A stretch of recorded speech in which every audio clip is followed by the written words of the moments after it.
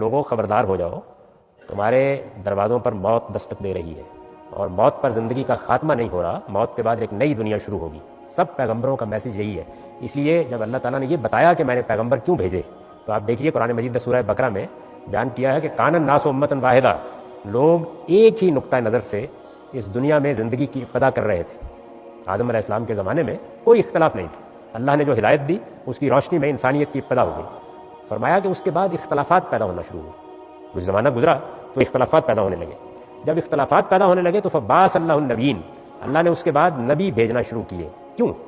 مبشرین و منذرین، تاکہ وہ لوگوں کو خبردار کر دیں کہ موت کے بعد ایک دوسری دنیا وجود میں آنے والی ہے، اور انہیں بشارت دے دیں کہ اگر تیاری کر لو گے، اپنا تزکیہ کر لو گے، اپنے آپ کو پیوریفائی کر لو گے، تو وہاں تمہارے لیے ہمیشہ کی زندگی، وہ زندگی ہے جس میں نہ ماضی کا کوئی پچھتاوا ہوگا، نہ مستقبل کا کوئی اندیشہ ہوگا۔ وہ زندگی ہے جس میں تم جو چاہو گے تمہیں مل جائے گا۔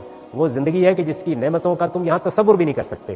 وہ زندگی ہے کہ جس کا عیش عیش جاویداں ہے، اور جس میں تمہارے ارتقاء کا کوئی حساب ہی نہیں ہے کہ وہ کہاں تک جاری رہ سکتا ہے۔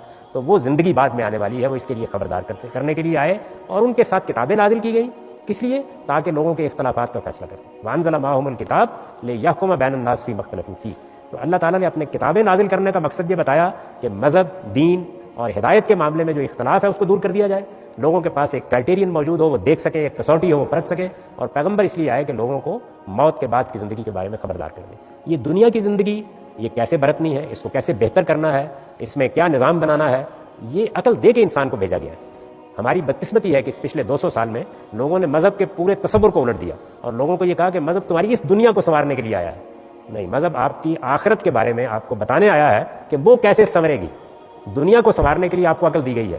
آپ جانتے ہیں اس کا نتیجہ کیا نکلا ہے؟ وہ یہ ہے کہ جنہوں نے عقل استعمال کیا ان کی دنیا سنور گئی، اور ہم مذہب استعمال کر کے بیٹھے ہوئے۔